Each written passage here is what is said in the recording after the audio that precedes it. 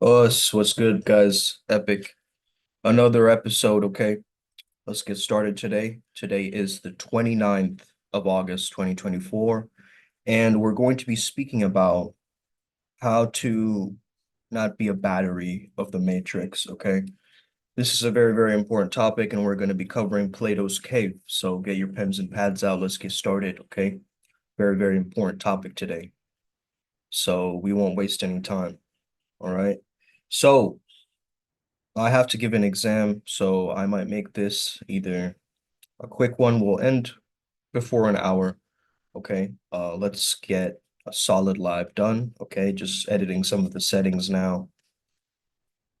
Okay, save.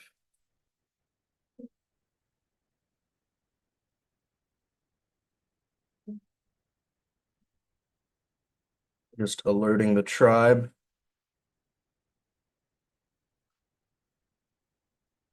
Okay, cool. Oh, Ryan G, thank you for making the Punjabi note. I appreciate it. Okay. All right, sweet. Let's get started. So, stop being a battery for the Matrix and escape Plato's cave. That's what I've titled this lecture. And today we're going to just zoom out of our own lives and ask ourselves, what if you were on TV? Okay. What if you were on TV and the circumstance or the struggle that you're going through, would you laugh at it? Would you change things if you saw yourself on the screen behaving the ways that you did? This is a very, very important question. I think it's an important download for all of us, right? Because the download yesterday is we are not sick, we are just not aware. Okay. That's from the fairy realm. And I understood this allegory of the cave coming up as I was doing some revision for my psychology exam that I need to uh, lean into tomorrow. Okay. Really early in the morning too. So I'm like dreading that. Um, but irregardless, okay.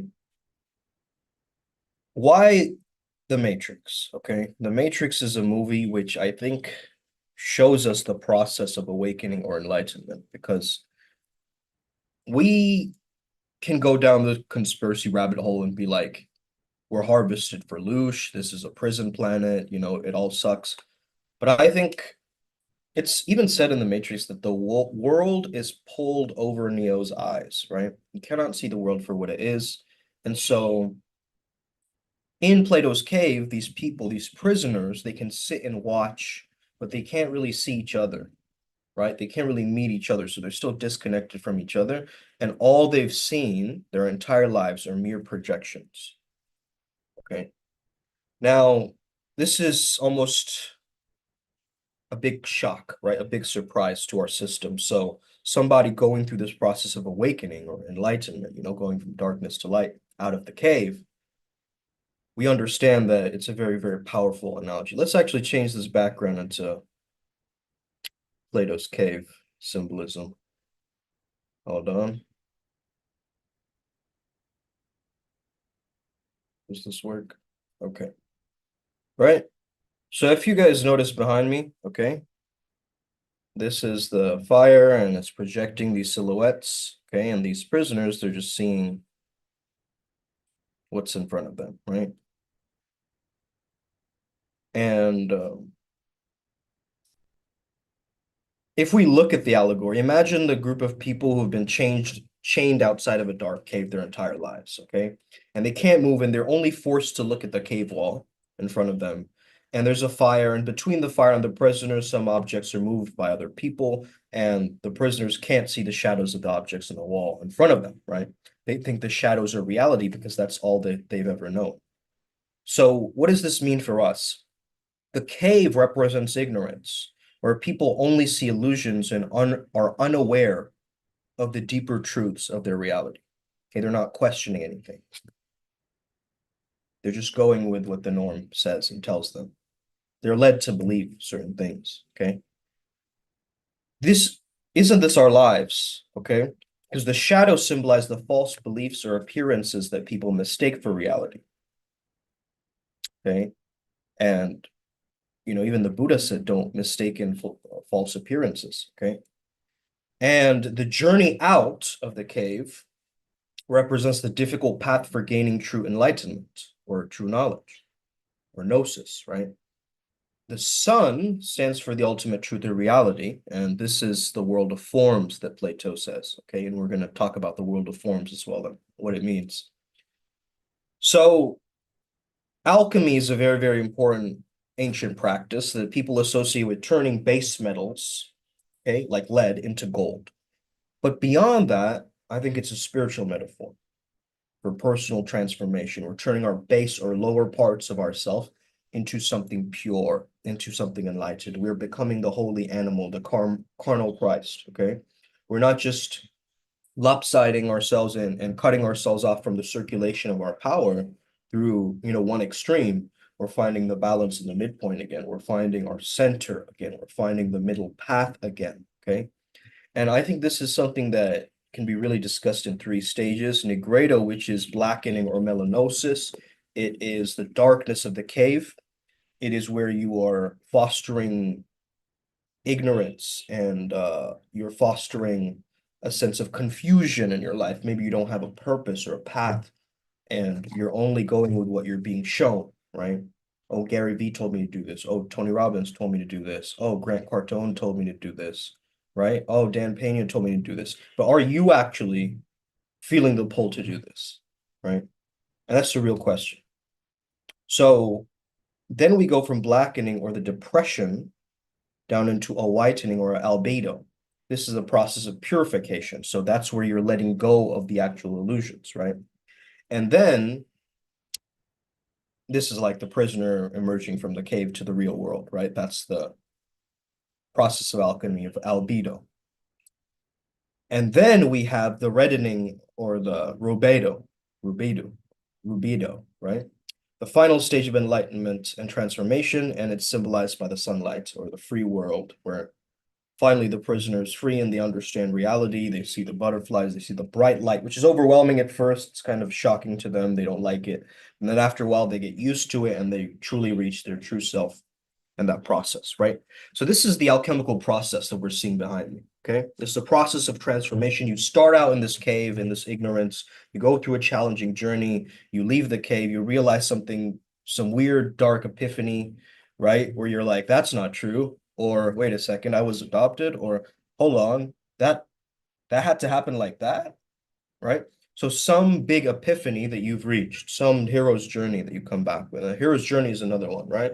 The hero's journey is a storytelling pattern. If you haven't heard of it, it's by Joseph Campbell, okay? And it's a pattern where the hero faces all these challenges, right? And they have to go through this entire journey of going from the world of the known, what they do know, into the world of the unknown, where they have unacquired knowledge, right? There's something to be said about knowledge from other worlds or the other side. And I'm going to connect it back through into Prometheus, okay, later on. But basically, the hero's journey talks about departure, initiation, and return.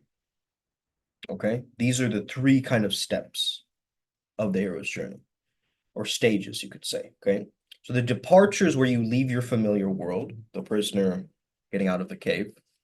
Okay, initiation is the albedo, is the whitening. Okay, so the hero faces trials and gains knowledge, similar to understanding reality outside the cave and seeing all the light and color and the difference between being in this dark space, right? From darkness to light, which is the meaning of alchemy, but truly it's also the meaning of the word guru, okay? Now, the return is the journey comes back to share their knowledge and change their world, just like the freed prisoner returning from the cave to help others, even though you can't cast pearls before swine, right? Like, listen, they're not going to have the ears to hear it, that information. Okay, those prisoners. They're still in the prison mentality. You guys get that? This person is coming from a free mentality, trying to free the prisoners into their mentality. But it's the same, we can't use the same level of thinking to drag people out of that, right? They have to start to understand. I mean, as the prisoners started to come back, right, and try to save others, what he realized is they don't want to be saved. Don't save, they don't want to be saved, okay? They don't want to be saved. these prisoners. They want to stay in their misery. They want to stay in their pity. That's all they know. Okay. They don't understand that there's another world or a reality outside of it.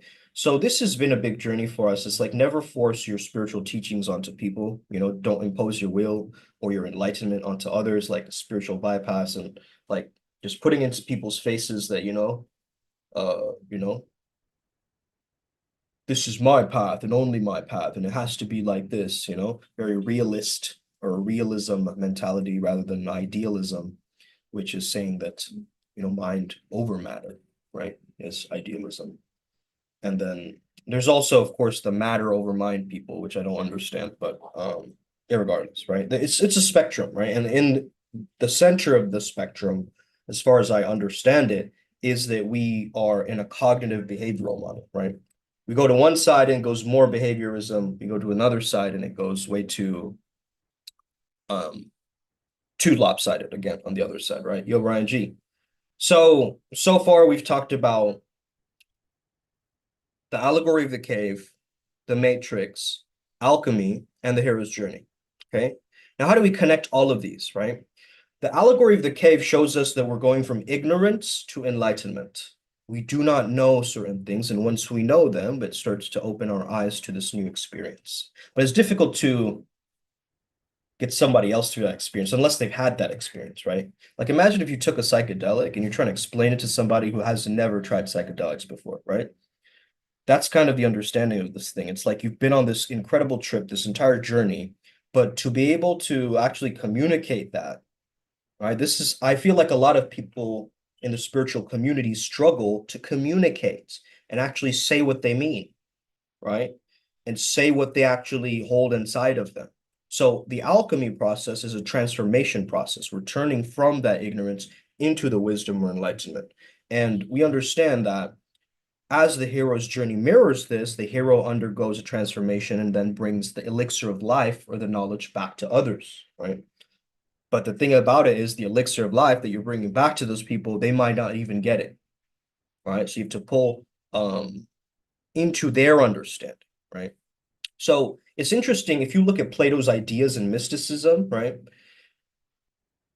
And the arts, it can be quite complex. So let's kind of break it down in a way that's easier for us to understand it. He believed in two worlds. This is Plato's view of reality. Okay. Let me actually do a whiteboard. It'll be easier to explain.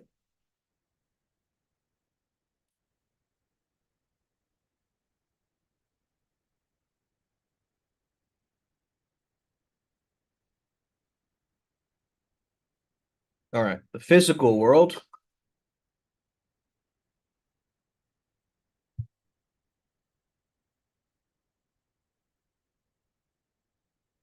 and the world of forms. Okay. This is Plato's view of reality. Okay. Matter and mind. And it kind of goes into a Cartesian split too, like a monoism. But even Descartes said, you got to use the pineal gland is right between the hemispheres. Like that's the way that we go from matter to mind, right? That's what his belief was. This is deep stuff, right? Very deep stuff. But so the physical world is what we see every day, like flower, sunset, people. But the world of forms is invisible. It's perfect and it's unchanging. Okay. This is where archetypes and things come from.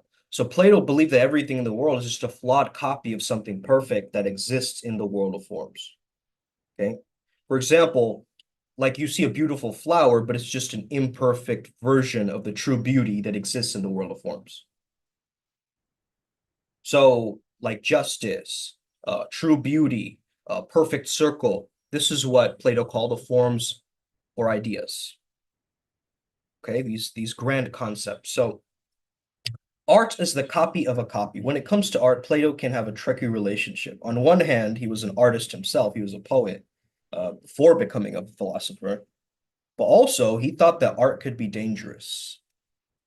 Here's why. Plato saw art as imitating the physical world.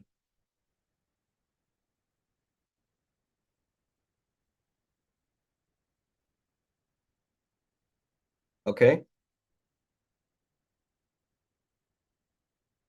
So the physical world is already an imperfect copy of the world of forms. Then art is like a copy of a copy, he says. Okay.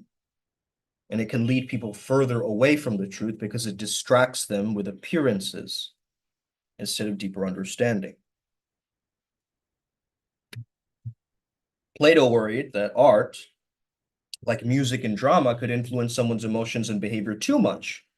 He thought art could shape a person's character, not always in a good way. Because of this, he believed that art in his ideal society should be controlled, and it would help people grow into good citizens. Okay, this is one understanding of it. Now, here's the positive side. Plato also saw that art could reveal deeper truths. He thought that artists, through something called divine inspiration, okay, through something called divine inspiration, let's call it revelation, right? Which is another word for apocalypse, by the way. So we're getting deep, right? To reveal something, okay? Something that you're receiving, you're surrendering to, okay? That you're receptive towards. It's a divine inspiration, okay? It might create works that get closer to true forms, right? In the world of forms than we experience. So this idea shows that Plato didn't completely reject art. He just thought it needed to be carefully managed, okay? He wanted like a managerial system for art so we don't get these starving artist archetypes coming out and just being weirdos, right? That it creates an actual understanding, right, in this world of forms like beauty, truth, love, these grand concepts. That's what art is trying to do, right? When we're looking at a tree, we're trying to access that beauty, but the beauty itself is through that world of forms, right? It's an archetype. So, in summary, okay, I mean, his legacy influenced many thinkers as well. So let's not even take that away from him. But he believed in a perfect, invisible world of forms. He saw our world as an imperfect copy of that world. He said art imitates our world, so it's a copy of a copy, which can mislead others. But he also said art has the power to reveal deeper truths and should be treated with care. Okay. Now we go into the story of Prometheus. Okay. Let me see if I can find an image of this guy.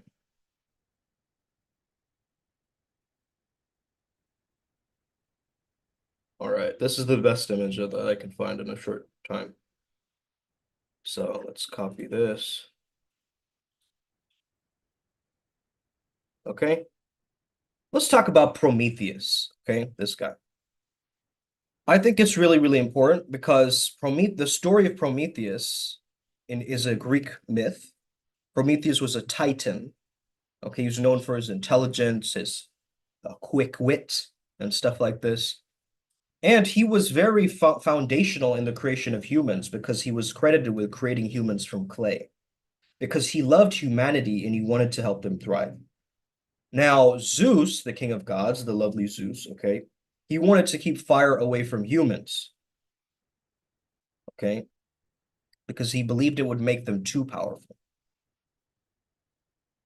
But Prometheus, he felt pity for humanity. He felt that they deserved greater. They deserved more. And so he stole fire from the gods and gave it to the humans. Okay. And the fire symbolized what? Creativity, progress, knowledge. So humans could cook food, they could stay warm, they could create tools, they could create civilizations, right? He gifted humanity with that fire. But Zeus was furious that Prometheus disobeyed him. And so there's a punishment at hand. This punishment, he changed Prometheus to a rock where an eagle would eat his liver every day, which would grow back each night. So this would be an endless torment. It would eat him, it would grow back. It would eat him, it would grow back, right? And Prometheus was freed by the hero Hercules. But his suffering symbolized the price of seeking knowledge and defying the gods, okay? We even see Odin going through this process, right? He had to make a sacrifice in order to get his powers. Okay. And he did weird sacrifices too, right? For real. Yo, SLW, what's good? So he had a punishment, right? For doing this. So Prometheus was freed by Hercules. Now, what if we saw the flow state as Prometheus's gift? And this is what they did in the book Stealing Fire. The book Stealing Fire was by Stephen Kotler and Jamie Wheel. That's where they used to be like a boy band together, right? Where they used to collaborate and join hands and forces. And they were very good balance of left brain, right brain. I like them because of that, right? And I think their journey can show us something, and that book can show us something. They talk about altered states of mind, Burning Man, adventure sports athletes, a lot of these things. But what if the fire Prometheus gave to humanity can be seen as a metaphor for inspiration and creativity, which are key elements of the flow state or being tapped in? So fire represents the spark of creativity that drives people to innovate, to push boundaries of different ways, right? To kind of challenge the status quo. Because when you're in flow, you can gain mastery over the task that you're doing, right? So let's say you have a task you have to do A to B. The flow is the smoothness of that task, right? It's the vehicle for you to get there. So just as Prometheus brought fire or knowledge to humans, reaching a flow state often comes to a deep knowledge and skill in a particular area. Because to be in flow, you have to be in mastery of that area, right? The more skilled and challenged that you are by it, the easier it is for you to enter the flow. Okay. So now we take the Plato's cave analogy behind me and what you see here, okay, Prometheus together. So what if Prometheus bringing fire to the humans is similar to the escaped prisoner in Plato's cave?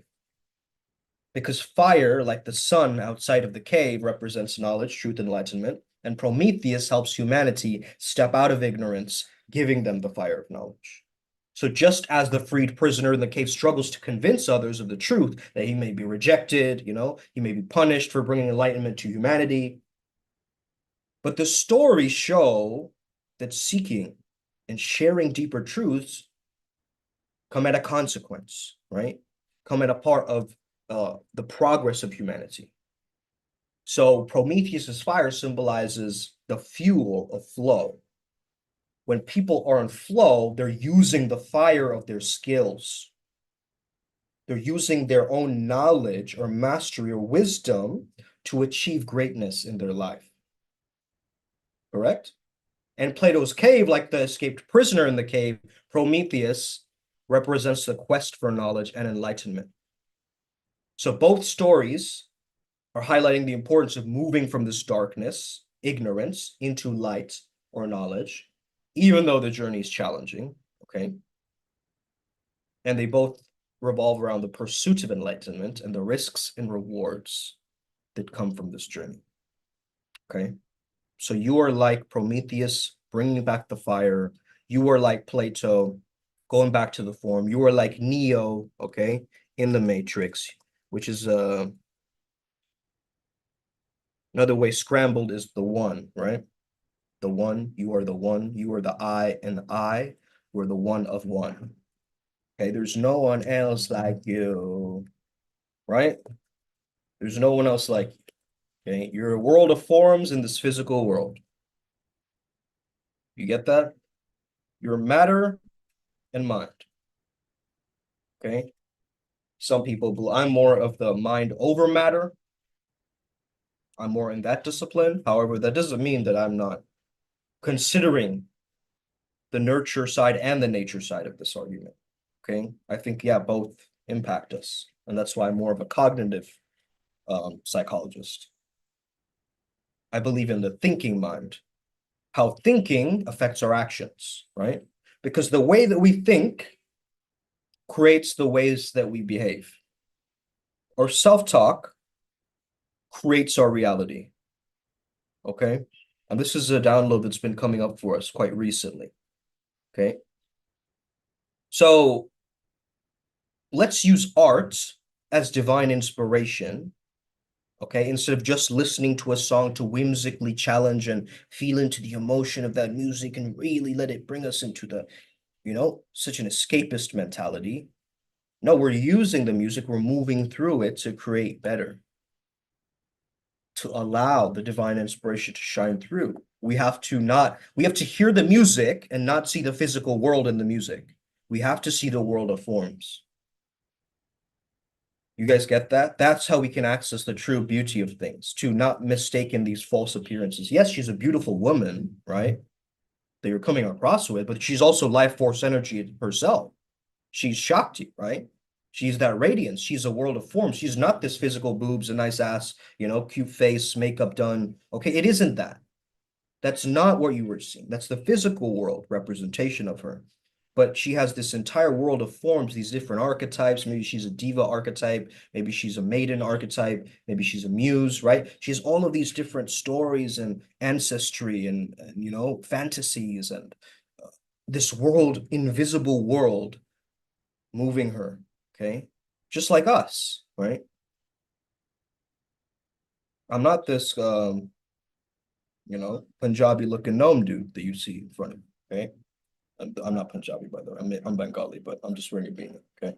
Just wearing a beanie. But it's important, to consider these things because when we join this understanding of, okay, maybe I am Neo, maybe I am in the Matrix, everybody else, they don't get it, they don't understand me. That's what artists feel like, right? Every single artist feels misunderstood, but that's because they're imitating the physical world. They're trying to create art rather than get to the divine inspiration from the art. Yeah, I'm a gnome for sure. I'm a gnome for sure. I mean, with this background, yeah, it looks like I'm underneath burrowing a hole or something here. But yeah, man, look at this though. Like the waves crashing, creating the smoke from the fire. And this is really the Taoism and the Stoicism of our pathworking coming together in perfect unison and harmony, right? You need that understanding of, yes, I love my fate. The obstacle is the way. Memento mori, carpe diem, these concepts, right? But you also need, effortless effort, right? Mechanical instinct, all of these ideas too, which come from Taoism and Bruce Lee's mentality. So by piecing these two together, by the way, they call it the Stoic fire, and in Taoism it's described like water. That's another thing, symbolism there too, right? I've understood this from years ago, guys, right? I remember when I first gave a lecture in IMC, one of the first times that I was titled Dr. Scripps, right? A few times after that, AZD was like, you can give a class on something, right? And I gave an entire like lecture on this, and I was speaking about this idea, this concept, right? We are left brain, right brain. We're Taoism, Stoicism. We are these two, we're finding that harmony or that balance, that infinity. I talked about all of those concepts, and now it's like coming back again to really reinforce this. Now, we've been seeing, of course, a lot of dragonflies, a lot of bees, a lot of, you know, uh, cats, a lot of, we get a lot of these signs along our path working. And now I think, well, it was interesting because I got visited by a succubi who was like telling me about increasing my creative charisma or something like that. That was her exchange. Like, okay, we do it in the astral or whatever, and then you get all of these skills and things like that. And I was like, I don't know, that I'm a little bit skeptical about that, right? I don't know about that. Like, I don't know who you are, who you're connected with. I noticed she was safe. I did it. The next day, I woke up feeling energized, feeling creative, feeling, on it, right? But it felt right. It felt like a right thing to do, right? It was probably a safe bet, and it's probably a yaksha or something. So after that point, I was like, damn, like there's probably one of my deities or guides, right, who sent this to me. It's similar with the bee woman or whatever, right? And so I keep getting these visuals or these downloads, and at a certain level, you get scared, right? A little bit. You're like, fuck, are these deities fucking with me? Are they like pulling me towards something? Like, but that's your own self-doubt, right? That's not the world of forms. Okay, that's your own interpretation of the world of forms. Astral Nuki, Astral Nookie, yeah, yeah, yeah. Um, so that's our understanding of the world of forms. It's not really the world of forms, right? The real world of forms is not what it seems like. It's not what it looks like. It's not what we really think it is. Okay. Now imagine you're stuck here as a prisoner, right? And you're going through this process and you're seeing all these shadows and light play and like, oh, that's a dope movie. I haven't seen that in theaters before. Oh, wait, it's the same cat or whatever. Oh man, it's Garfield again. I mean, watch this already, right? Imagine you're in this position, right? And then somehow, some way, you find a back door, you escape from the latches, you know, whatever you do, you find a way around the cave, right? You get end up finding what is here actually, right? So you find a way to go here, and you notice, wait a second, there's a fire, and it's projecting all these things, and these women are hired as paid actors or whatever, like these guys, these guards are hired to do these silhouettes or whatever. And then you're going, wait a second, I'm going to just get out of here, right? But then once you're out of there, you're like, ah, it's so bright. What the? Right? Because you're not used to that. That's not your reality. You've been in darkness your entire life. So now, once you enter the light, it shines too brightly. And then you have to go through another transitional phase as this guy, right? This guy, he's like now getting accustomed, right, to this new reality. He has to play in order to get there, right? He has to understand how to put himself through the flow because now he's stolen. What if he stole this fire too? Huh? We can add the Prometheus myth right into this, right? What if you stole the fire and then suddenly there's a blackout, right? And these prison guards, they couldn't see anything. Then they realized they awakened to it. That's how he proved it to the guards that to bring them back. This is just my idea, right? I don't know if this would be a possibility in this allegory, but this is an allegory. It makes us think, right? What does the fire represent, right? The fire of what? The fire of truth, the oneness, the world of forms, you mean? Okay. So it's really powerful, right? This metaphor and this understanding, because a lot of us we face this difficulty of like we see something and then we get so attached to it in the physical world, right? We're like, I need that cookie or whatever, or I need that specific product. I can't live without it. And you got to understand that what does that product make you feel, right? What does that product do for you? It makes you feel accepted. Maybe it makes you feel a deep sense of love and belongingness. Maybe it you know, fulfills some need, some deep desire for certainty that you have or variety that you have. It might be, you know, it might be various things, but those are from the world of forms, as I'm saying, okay? They're from the invisible world, the world of archetypes and so forth. So the liberated mind is darkness to light. Cernunnos, he told us that's the meaning of alchemy, right? He was saying that that's what it actually means, right? If we're really going from blackening to whitening to reddening, that's what this means, okay? We're going from departure to initiation to return, okay? And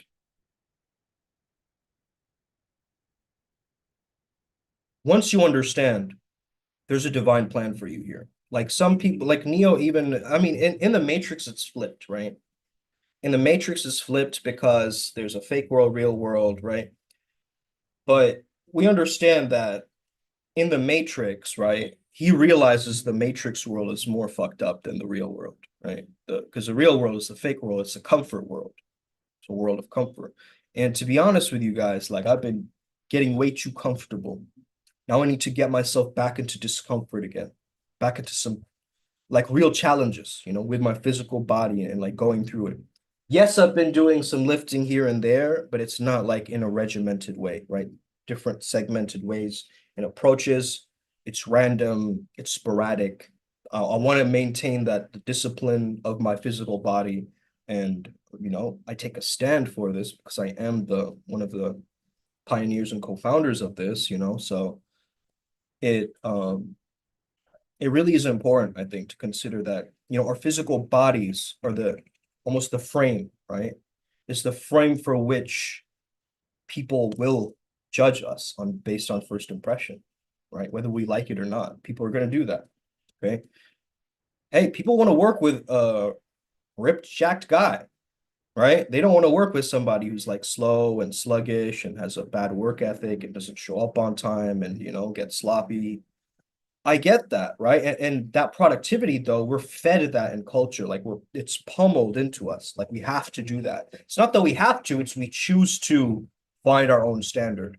And that's the important thing here, is we got to have our own measuring device of how we're doing this. So if we're seeing more synchronicities, good. We're doing something right. We're moving forward. If we're not seeing enough synchronicities, it's time to shake things around. It's time to do things different. Let's change our approach around it. Let's figure out different ways to move with this energy. Okay.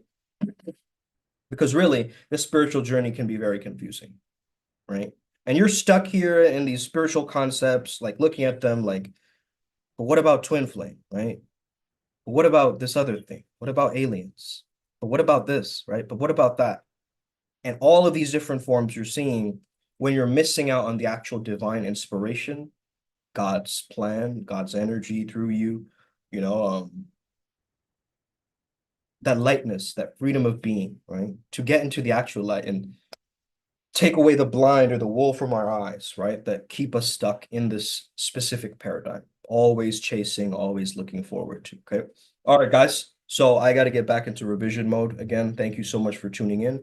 I hope you have an incredible rest of your day. May the flow be with you and stay legendary. Make sure you break out of the shackles of the matrix. Don't be a battery for the matrix, fool. Okay. Get out of there. You don't deserve it. You deserve much better. You have an incredible life ahead of you. The best is yet to come. You better know it. You better know it, baby. Okay, let's get it. Upward spiral. Us.